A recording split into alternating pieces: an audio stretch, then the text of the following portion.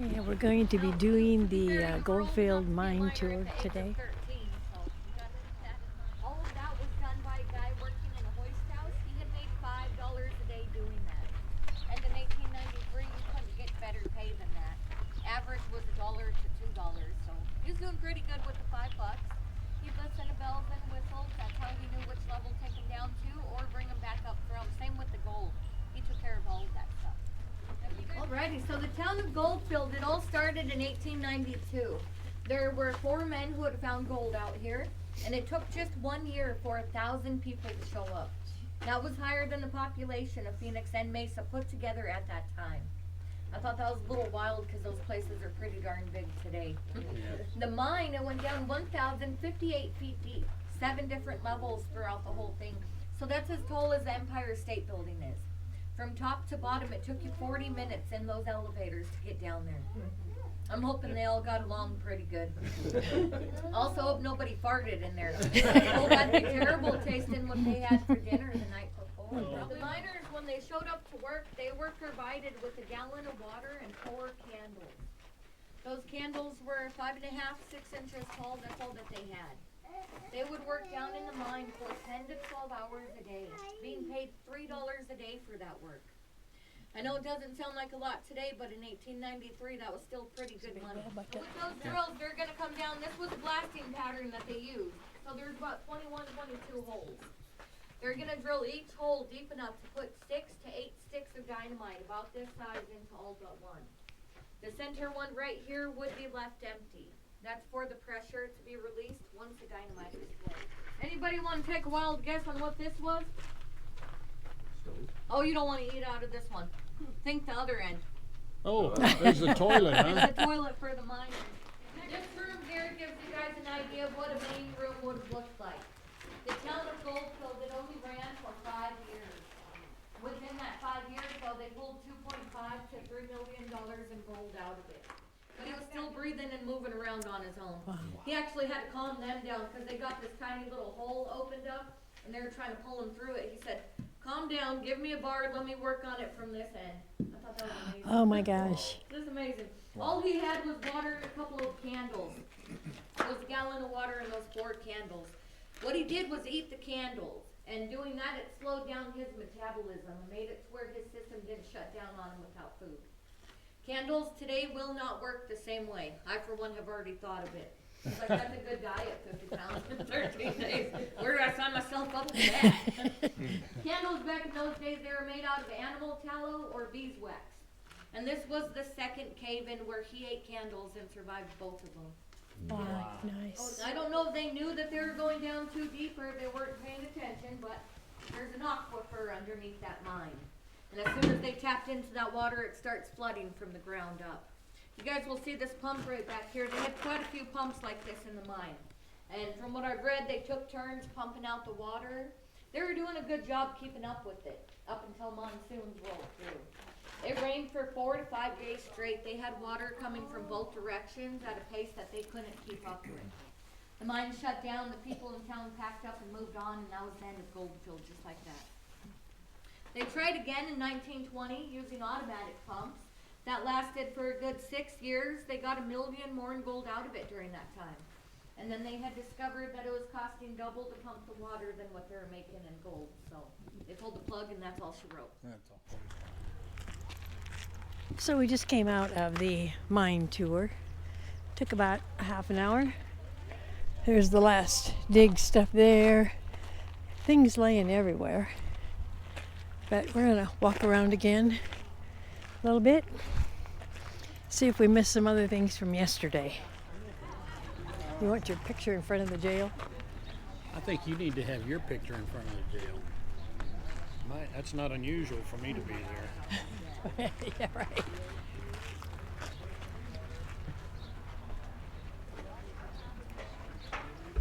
Yeah, there should be more on Scott, the are you in there? Scott? Oh.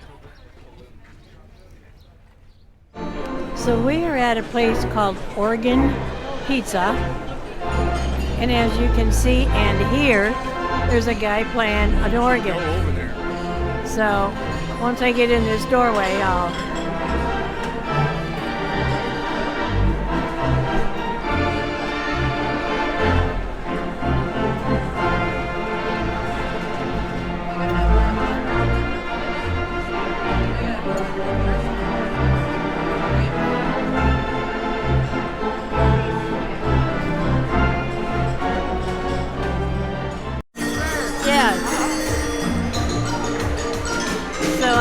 understand when the organ starts moving like it is, it's rotating, it sinks back down inside the stage for a few minute break. Right behind you.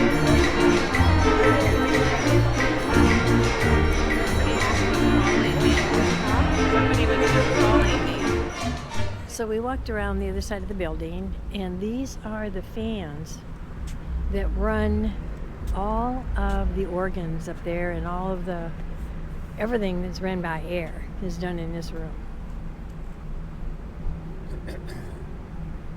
There's 3 at a time, and the 4th one's an emergency backup. There you go. 4 air turbines. Equals 60 horsepower. So it takes 4 air turbines or blowers that you see here to supply the necessary air to operate just the organ. The Wurlitz are pipe organ. Oh.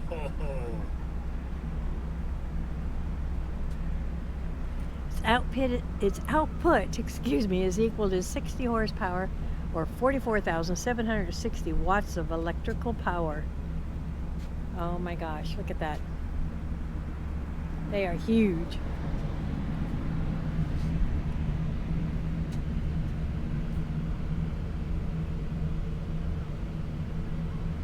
The ductwork in here for that. This is probably just it for those. And then we'll walk around the backside. Maybe we can see some of the backdrop.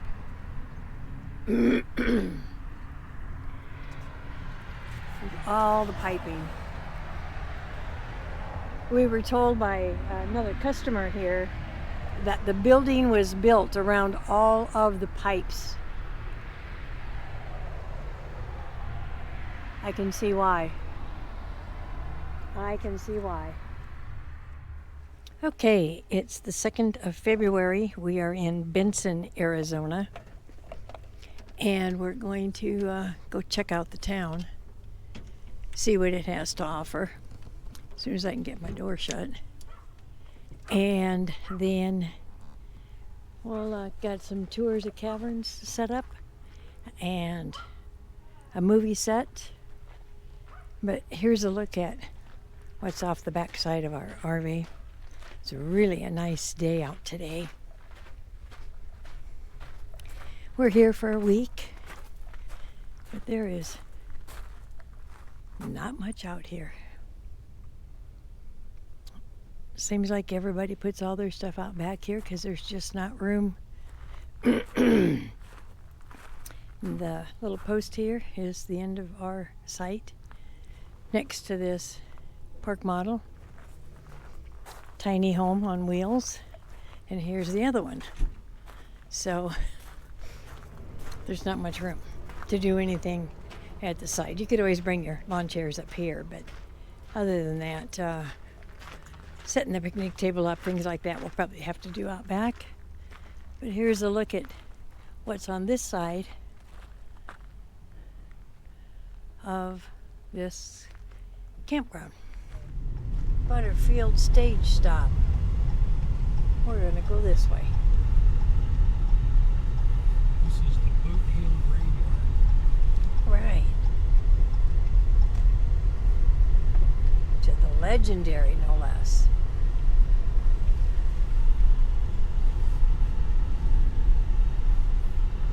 Goodness.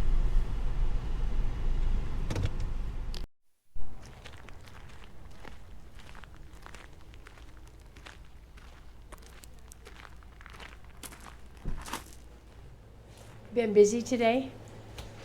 It's been steady. Steady? Nice. Certainly nice temperature. Nice day for it. Better today.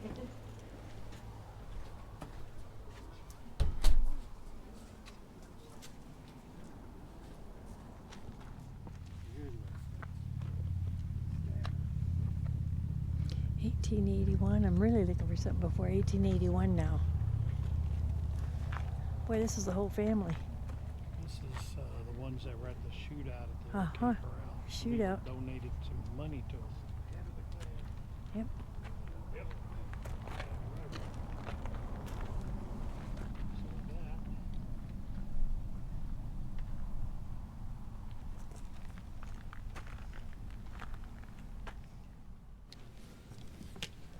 Now we'll see what's in the town. The road closed, so they have all kinds of things here. That's Hotel Tombstone across the street. And the Birdcage Theater. You're welcome to step inside. She's doing a presentation on the history of the building. George Randolph first, got Holiday and Wyatt Earp. Wyatt Earp met his third wife in here, Josephine Sadie Marcus. They were married 47 years till his death in 1929. So if you weren't with a lady and you weren't gambling, you were probably watching someone on the theater stage. We had many performers, which included Lotta Crabtree, Lillian Russell, Enrico Caruso, and Fatima. Fatima performed here on our stage in 1881, sent that beautiful canvas as a thank you in 1882, later changed her name to Little Egypt, went on to fame and fortune, but if you look really close, she has a double belly button. That is one of 6 bullet holes throughout her canvas and a knife slash just below her knee. So this place was hopping. It was open 24 hours a day, 7 days a week.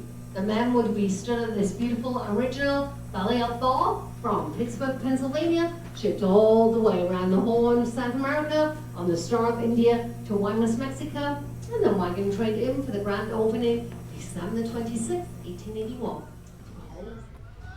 Here's the bar. Yep. Karaoke's at 8 on Wednesday through Sunday. They got Doc's menu, French fries, tater tots, mini corn dogs, pizza rolls, mozzarella sticks, chicken strips, jalapeno poppers, and Tombstone pizza. Here's the saloon over there. Oriental Saloon.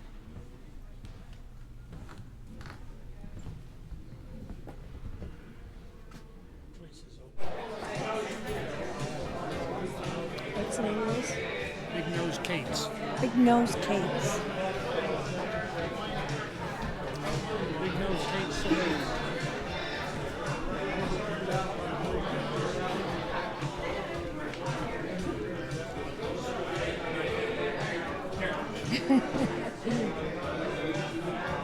Got some cool pictures in here.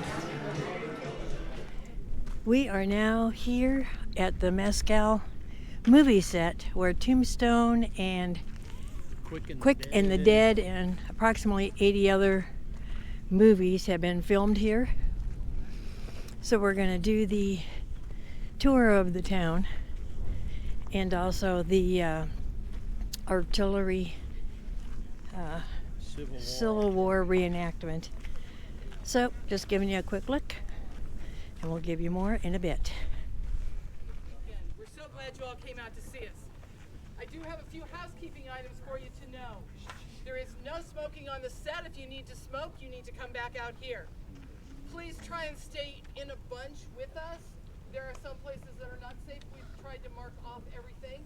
So it is a little limited today. We're going to stay on the main street and only go to the OK Corral as a side trip. You are welcome and invited to take pictures of anyone or anything on this set. You will see the Civil War encampment. You will see people in period dress as I am. People are wandering around, so enjoy yourselves. We have had some desert visitors come out. It is going to be warm and sunny today. Please be careful where you're going. Watch. So, well, welcome everybody. My name is Lieutenant Dan. I'd like to welcome you to Mescal. I'm glad everybody came here today. Beautiful day out, supposed to get even warmer. So what you're going to see today regarding the town of Mescal all began in 1969 with the production of the movie Monty Walsh with Lee Marvin. How many of us know that? I see some heads nodding. Okay, good. All right. Well, welcome everybody. Thanks for coming out today to the Mescal movie set. We're really appreciative that you decided to come out and spend a little bit of your time with us and learn a little bit about history. We especially like the fact that you guys want to keep it alive and you want to keep it for the next generation. So thank you for supporting Mescal and thank you for coming out and supporting the artillery a little bit. First thing, we're going to demonstrate 3 artillery pieces for you today. The first one we're going to be demonstrating is the M1841 12-pound mountain howitzer. It's the gun that you would have seen out here in the Arizona territories 1840s all the way up until the late 1880s period. So this gun has a unique history in Arizona. and we can tell you a little bit about that, but that's one of the guns that we're going to be demonstrating for you today. The other two guns are the 1862 Hughes and 1862 Williams guns. Those were Confederate breech loaders. They made about 40 each gun, and then we'll have Lieutenant Carter's going to come up and talk about those guns. So now I'll bring Lieutenant Carter forward, and he can talk to you a little bit about the two breech loaders. And then if y'all hang around, I'll tell you about the history of the mountain howitzer in Arizona. All right, now, Oh yeah. the other It's the two little guns cap. you see here, Got it. Thank you. the center one or the red one is called a Hughes gun, known as a 1-pound cannon. Invented by a gentleman named Hughes. He patents it. Mauser comes along, copies the action. Hughes goes and says, "You can't do that without paying me royalties. I have a patent on that." Mauser said, "Yep, you have a patent on it. Unfortunately, it's a Confederate patent, and the Confederacy no longer exists. Stuff it." Battery load! Section B!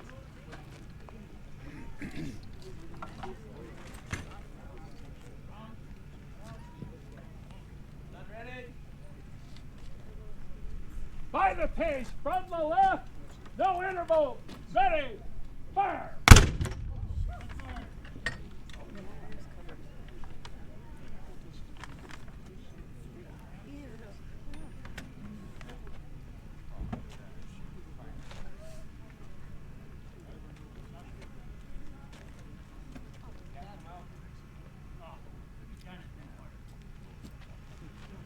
Gun 3 ready?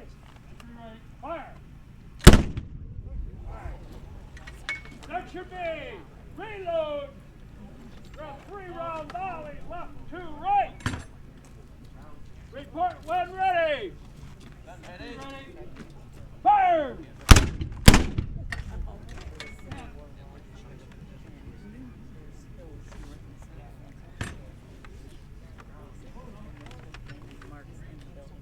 Ready? Fire!